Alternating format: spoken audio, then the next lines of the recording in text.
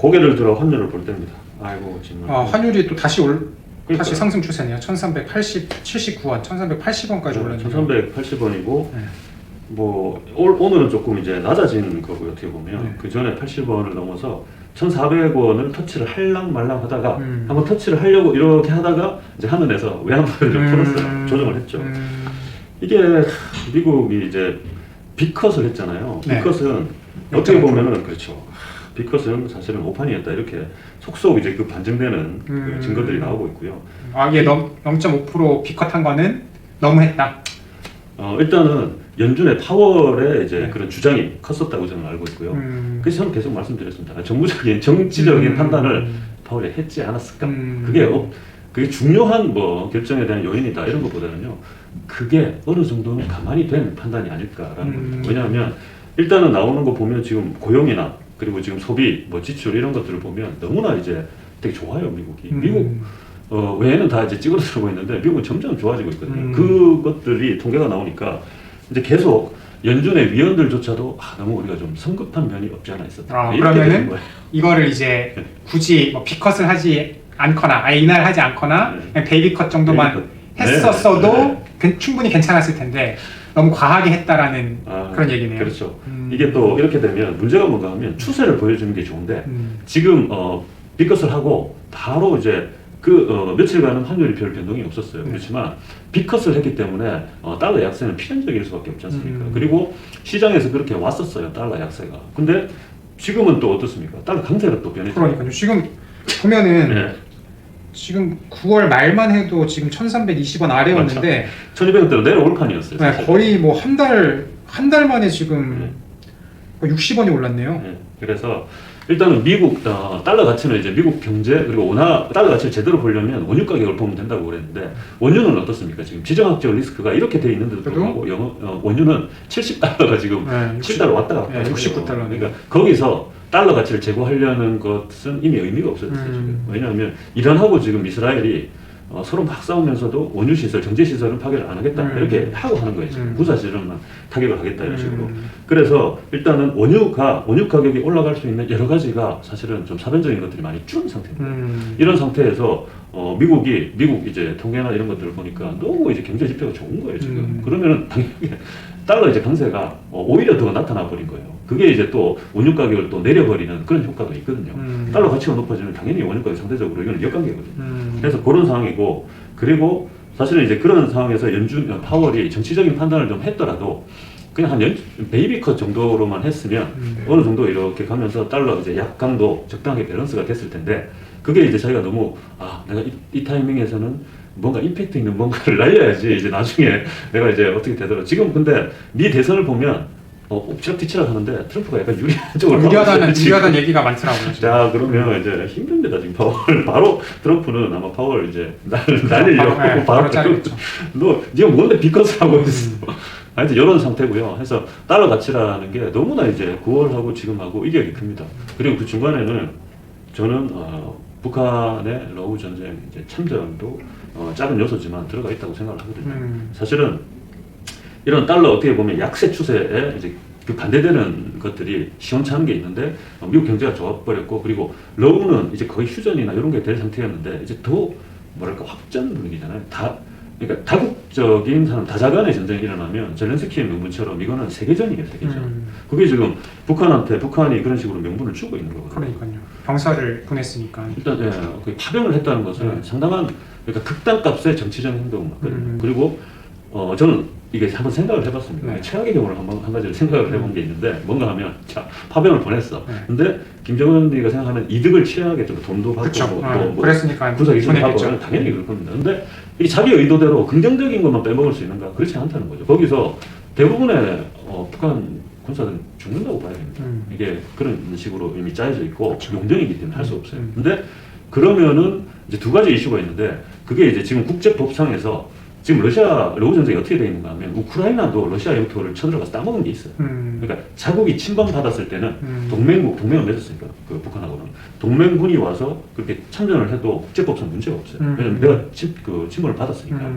거기에만 북한군이 이제 있으면서 그 러시아에 쳐들어온 우크라이나군을 좀 하면 되는데 지금 그게 아니라 러시아가 우크라이나에 쳐들어간 땅에도 북한의 그 군사가 보인다 이러면은 그건 다른 문제입니다. 그 침략군이 침략군. 방어는 동맹군 예. 방어는 할 수 있는데 법이 그렇다. 침략을 해서는 안 된다. 그러니까 애매하게 돼 있는 거지 지금. 근데 젤렌스키는 봐봐 북한은 우리 영토에 왔어 이래버리면 그러니까 다국 간의 전쟁이 될 확률이 되게 높아진 거예요. 젤렌스키도 보면 이제 리소스 그 미국이나 뭐 유럽에서 우리나라도 그렇고 리소스를 막 보내주고 총알도 보내주고 대포도 보내주고 하잖아요. 이제 그런 거 우리 됐고 많이 받았어. 병사를 병사를 왜냐면 거기는 난리잖아 지금. 그러니까 점점 연령을 낮추고 있단 말이에요. 자꾸 죽어나가니까. 그러니까 우리는 사실은 우습게 지금 얘기를 하고 있지만 거기랑 이란 뭐 이스라엘 이런 데는 사실은 사람이 죽고 나가는 거예요. 이제 중하게 볼 필요가 있고요. 사람이 죽는다는 것은 그만큼 커버 대체할 누군가가 필요하다는 자국에 있는 인구로만 될 턱이 없습니다. 근데 이런 게 어떻게 보면 자그마한 불씨로 북한군이 가서 뭐 북한군이 뭐겠냐 싶지만 자그마하게 그렇게 트리거가 돼서 다자 간 전쟁이 돼버리면 이게 또 강 건너 불구경만 하는 마인드에서는 그게 안 되는 거죠. 불안한 거죠 이제. 왜냐하면 최악의 경우 어떻게 되냐면 북한의 정권이 한순간에 이제 붕괴가 될 확률도 있거든요. 붕괴가 어떤 일단은 누구에게 붕괴가 될 수 있을까요? 어떤 식으로든 다자간 전쟁이 된다면 그것 또한 상당히 이제 리스크가 될 거고요. 근데 그렇게 되지 않더라도 북한군이 거기 가서 10,000명 이상이 다 죽었다고 생각을 해보세요. 보통 가족이 4인, 뭐 거기는 3, 4인 되겠죠. 그러면은 그렇게 따지면 40만, 50만 영향이 있으면 거의 100만 가까이 영향이 있는 거예요. 북한 주민들도. 그러면은 아무리 뭐 오단강제고 뭐 갇혀놓고 뭐 이렇게 때리고 한다고 그래도 그러한 민심 위반 이런 것들은 그건 잘 모르는 거예요 어떻게 될지. 자기들도 그 사람들도 극단값이 있기 때문에 아니 생태 같은 내 애가 거기가 죽었어. 그럼 가만히 있겠냔 말이죠. 그러면 이게 문제가 뭔가 하면 북한이 붕괴를 저렇게 아무도 모르는 정말 짧은 찰나 해버리면 되게 문제가 되는 게 우리나라가 어떻게 할 수가 없어요. 또 우리나라가 뭐 주변에 눈치도 봐야 되고 야 이게 한번 보여봐 이렇게 돼야 되는데 그때 이제 중국이 또 가만히 있겠냐 하는 생각이 들더라고요. 그렇죠. 중국 입장에서는 북한이 그냥 순방치안 같은 거예요. 얘네가 있어야지. 얘네들 땅에서 전쟁을 하든 뭐 하면 되는데 그렇죠. 바로 남한하고 이렇게 국경이 되면 그것도 골치가 아픈 거예요 사실. 그래서 제 생각은 동북공정이나 이런 걸 통해서 북한이 김정은하고 모종해서 뭐 신탁 통치든 전에 많지 않습니까? 뭐 그런 혹은 이게 어차피 우리나라 영토였다. 뭐 이렇게 할 수도 있어요. 근데 너무 터무니없어 보이잖아요. 근데 중국이 가질 수 있는 카드 중에 뭔가 있냐면 또 이거는 달러 기초하고 연관이 되는 거예요. 지금 푸틴하고 이제 중국하고 브릭스라고 있지 않습니까? 브라질 등등 이런 나라들이 하려고 하는 게 그 국제 결제 시스템이 스위프트라고 있습니다. 네. 그거로 무조건 이제 달러를 통해서 하도록 돼 있어요. 근데 그 스위프트 시스템 대신에 자기들끼리 다른 국제 결제 시스템을 만들자고 하는 거예요. 굳이 달러로 결제하지 않고 다른 통화로 결제. 왜냐면 그걸로 하다 보면 자기들도 물자가 너무 쪼달리는 거예요. 돈이 이제 달러를 갖고 와야 되니까. 그러니까 그런 식으로 하고 그거의 기반은 암호화폐로 하자 이렇게까지 제안을 발제를 한 상태예요. 이거는 상당히 이 미국 입장에서는 다른 거 뭐 전쟁이고 나발이고 야 이것도 중국이 어마어마한 지금 그거잖아요. 돈 얼마나 벌고 있는데 그리고 러시아 뭐 이렇게 브릭스 이래버리면 골 때리는 겁니다. 달러 입장에서. 그렇죠. 일단 보고 있죠. 그리고 대만이 어쩔 수가 없어요. 지금은 러우 중동 이렇게 있지만 이게 정리가 되고 미 대선이 이제 결정이 되면 내년에는 무조건 대만이 지정적 리스크가 엄청나게 커질 수밖에 없어요. 그리고 대만은 지금 대만의 그 새로 이제 거의 총통인가 하여튼 그럴 거예요.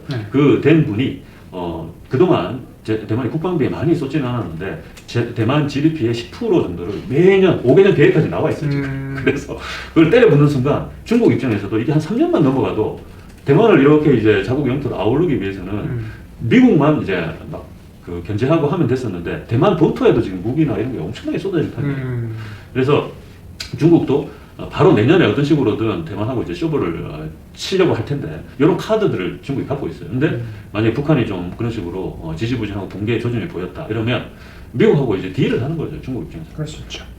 북한 우리가 어떻게든 뭐 먹는 게 아니라 정은이 얘 좀 우리가 좀 이렇게 신탁 통치하듯이 할게. 그 대신에 달러 이거 그 푸틴이 하는 거 우리 안 들어가. 달러 계속 있고 대만도 조금 있어봐. 우리 아직 그런 생각 없어. 대만은 조질 생각 없어.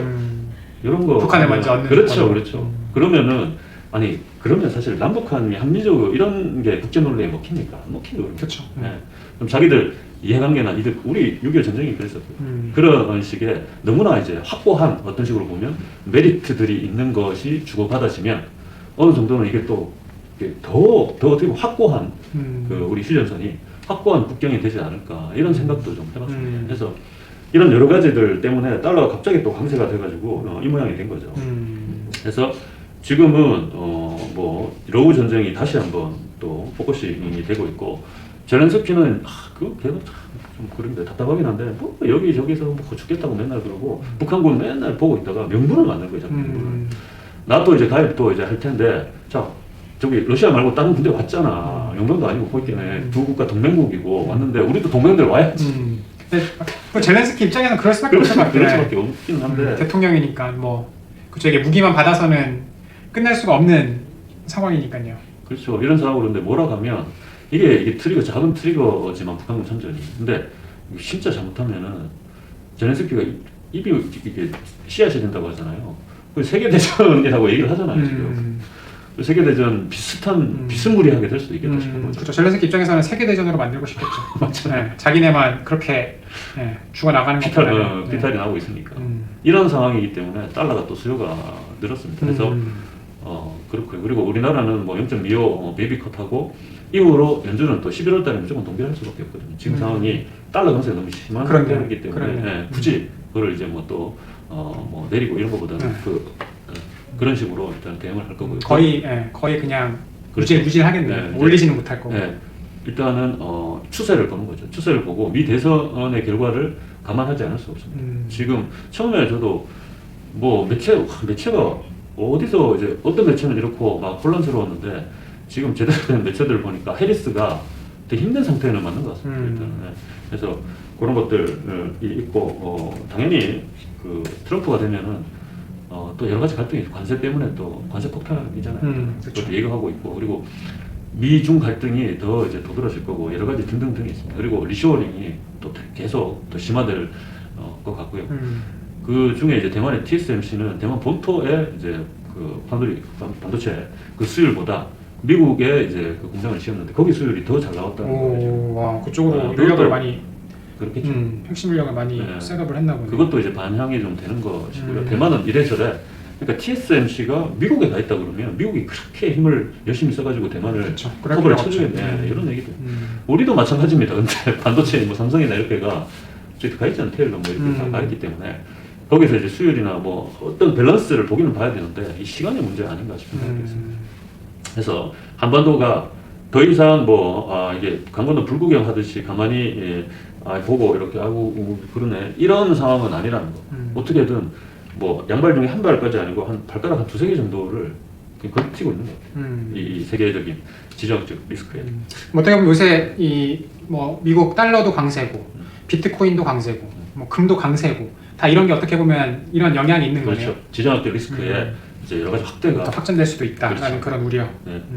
이제 이런 것들까지 또 생각을 하려다 보니까 사실 저는 한반도의 지정학적 리스크는 거의 없다고 이제 확률이 아주 극히 미약하다 이렇게 본 거죠. 사실은. 왜냐하면 여기 남한에 있는 생산 시설이나 이런 것들이 너무나 이제 국제 이제 글로벌 밸류체인에 영향을 미치는 게 너무나 심대하니까.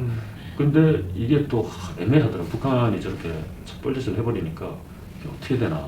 하여튼 그래서 최악의 경우를 한번 생각을 또 해봤고요.